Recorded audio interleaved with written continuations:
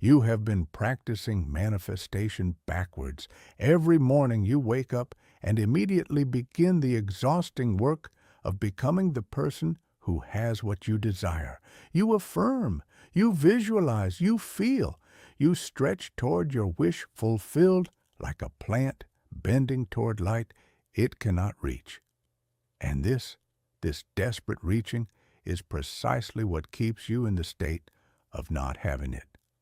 I tell you this, as I once told Neville when he first climbed the stairs to my apartment on West 72nd Street, still smelling of grease paint from the theater, still believing that if he just worked hard enough at his imagination, he could become successful. You are not here to become anything, I told him. You are here to remember what you already are. You live in the exhausting space between who you think you are and who you are trying to become.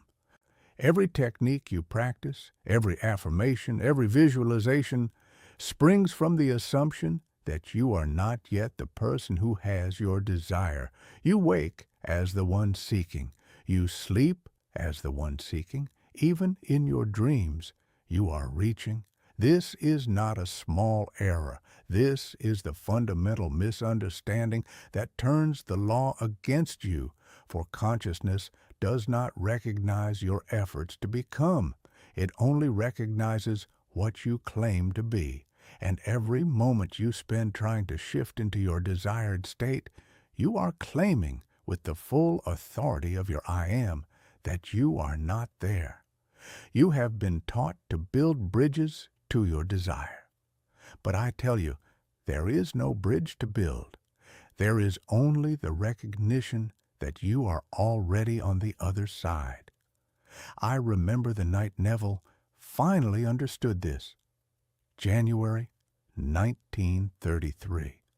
He had been studying with me for 2 months, arriving 3 times a week, notebook in hand, recording every word. But he was still working at the law like a mathematician working at an equation. One evening, he came to me in despair. "Abdullah, I have been imagining myself in Barbados for weeks. I feel it. I see it. I can smell the sea air, but I am still here in New York, and I have no money for passage." I looked at him, this young dancer who thought consciousness was something to be conquered rather than claimed, and I said, "You are not going to Barbados, Neville. You are already there." He stared at me. "But Abdullah," I stood up and walked to my door. "You are in Barbados," I said, and I closed the door in his face. That was the night everything changed. Not because I gave him a new technique, but because I refused to entertain his assumption that he was someone trying to get to Barbados. I would not let him be anything other than what he was imagining himself to be. Here is what Neville discovered that night, standing in my hallway, shut out and confused. Being is not the result of becoming. Being is the cessation of becoming, from the Power of Awareness, Chapter 3. That which you are aware of being, you are. Not that which you are trying to become, not that which you are working toward. That which you are aware of being. The moment you say, "I am trying to be wealthy," you have declared yourself not wealthy. The moment you say, "I am becoming confident," you have claimed lack of confidence as your identity. Every "I am becoming" is actually "I am not." This is why your manifestations feel like labor. You are not failing to do the techniques correctly. You are operating from the wrong state of consciousness entirely. You approach the law as one approaching a vending machine. Insert effort, receive reward. But consciousness is not a machine. It is a mirror, and it can only reflect what stands before it. When you understand this, truly understand it, everything you have been taught reverses itself. You stop asking, how can I get there, and start asking, how would I think if I were already there? You stop visualizing to make something happen and start visualizing because it has already happened. You stop affirming to convince yourself and start affirming to express what you know. As Neville wrote after he returned from Barbados, oh yes, he went. First class. Within 1 month, I did not go to Barbados. I came from Barbados to tell this story. Here is what no teacher will tell you. The very act of seeking your desire is what repels it. For seeking and having exist in different states of consciousness, and you cannot occupy both simultaneously. Consider the law. I am that I am, not I am trying to be that I hope to be. The moment you claim I am, you collapse all distance between yourself and your claim. There is no journey. There is no process. There is only the recognition of what already is. I watched Neville learn this with money. For months, he would affirm money is coming to me, always coming, never here. One night, I stopped him mid-affirmation. Where is this money coming from, I asked. And when will it arrive? You speak of it like a train that is perpetually approaching but never pulls into the station. That night, I taught him to think from wealth rather than toward it. What would you think about if the money were already in your account? Not money. You would think about what you were doing with it, the trips you were planning, the bills that were already paid, the freedom you were experiencing. Stop seeking your desire. Start thinking from the premise that you found it long ago. Every time you feel desperate for your manifestation, you are shouting to the universe, I do not have this. And the universe, which is your own consciousness pushed out, can only agree with you. Neville discovered this trying to manifest his first theater role. The more desperately he wanted it, the more elusive it became. One night, exhausted from trying, he gave up, not on his desire, on his desperation. He fell asleep thinking, it is done. I have the role. Now I can rest. The call came the next morning. You see, desperation is not evidence of how much you want something. It is evidence that you believe you are separate from it. And consciousness cannot give you what you insist you do not have. From this moment, recognize desperation as a signal that you have slipped back into becoming. Use it as a reminder to return to being. You live under the tyranny of time, believing you must wait for your good to arrive. But I tell you, in consciousness, there is no time. There is only now. And in this eternal now, you either are or you are not. There is no becoming. This is why Neville could be in Barbados while sitting in my living room in New York. In consciousness, he was already there. Time was merely the unfoldment of what he had already accepted as true. But stop using imagination to influence tomorrow. Start using it to reveal what already exists in the eternal now. As Neville learned to say, borrowing from Scripture but understanding it newly, before you ask, I have answered. Now, let me tell you something crucial. What I have shared with you tonight, this understanding of being versus becoming, this is the first movement of consciousness. But consciousness moves in 4 parts, and most who study the law never learn them in the correct order. The first movement is revision, not positive thinking laid on top of negative experience, but the actual rewriting of your day's record before your subconscious accepts it as permanent. The second is the correction of inner speech, that constant conversation you hold with yourself that either reinforces your current state or builds your new one.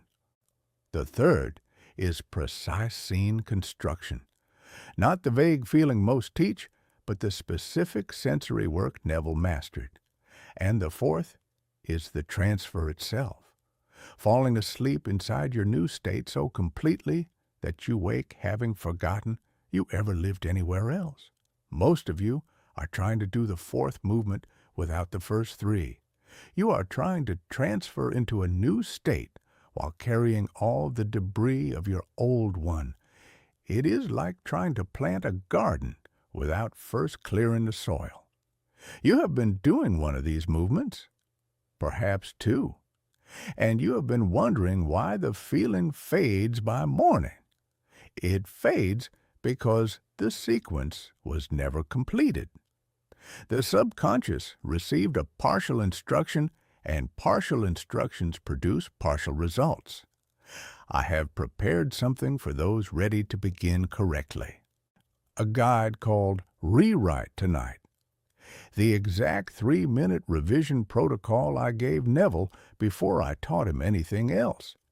It shows you how to identify the 3 moments from your day that are poisoning your manifestations, how to revise each one at the causal level, and how to feel the clearing that makes every other technique actually reach the deeper mind. This is not a summary of what I have told you. This is the complete first movement, the foundation everything else depends upon. It is yours freely. And for those of you who feel it, who know that the clearing alone is not enough, that you are ready for the full transfer, you will find it waiting after you receive the guide.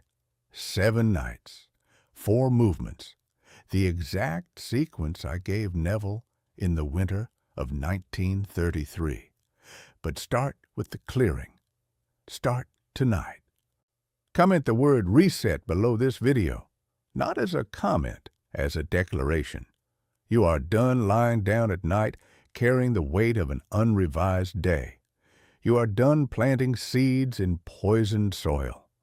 Comment reset, and I will send you the guide personally. Tonight, before you sleep, you will practice thinking from your wish fulfilled rather than toward it.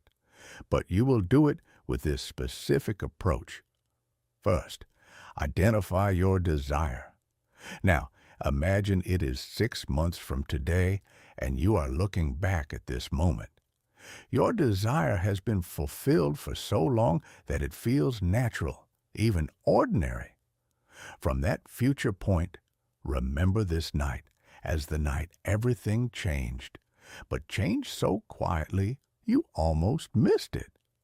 What would you think looking back? Not about the manifestation, that is old news by then. Oh, but about how unnecessarily you worried, how much energy you wasted trying to become what you already were. You might even laugh at yourself gently, the way you laugh at childhood fears once you have outgrown them. Fall asleep in that gentle laughter. Fall asleep as the one who has had your desire so long that tonight feels like ancient history. Do not visualize getting it. Remember having gotten it. This is what I call thinking from the Sabbath. The state of rest that comes after creation is complete. And this single shift, from becoming to being, from seeking to having, from future to past, this changes everything. The full revision protocol in Rewrite Tonight will show you how to clear your entire day's record first, so this seed falls on clean soil. But even this simple practice tonight will show you the difference between reaching for your desire and resting in it. Every moment you have waited, every technique that seemed to fail, every night you fell asleep wondering when, all of it has been consciousness teaching you the difference between becoming and being. You could not have understood being from the state of becoming. You had to exhaust becoming first. But now you know. The exhaustion you feel is not failure. It is readiness. You are tired of becoming because you are ready to be. The very fact that you have heard these words tonight means the shift has already begun. Tomorrow, you will wake in a world that looks the same but feels different, because you will not wake as one who is trying to change it. You will wake as one who has already chosen what it is. Remember this moment. In 6 months, when you are living your assumption as fact, you will look back and know this was the night I stopped becoming and started being. This was the night I came home to myself. Next, I will show you the second great error, why feeling is not enough when your inner speech contradicts it. You will learn what Neville called the honeymoon of the mind and why most manifestations die the morning after.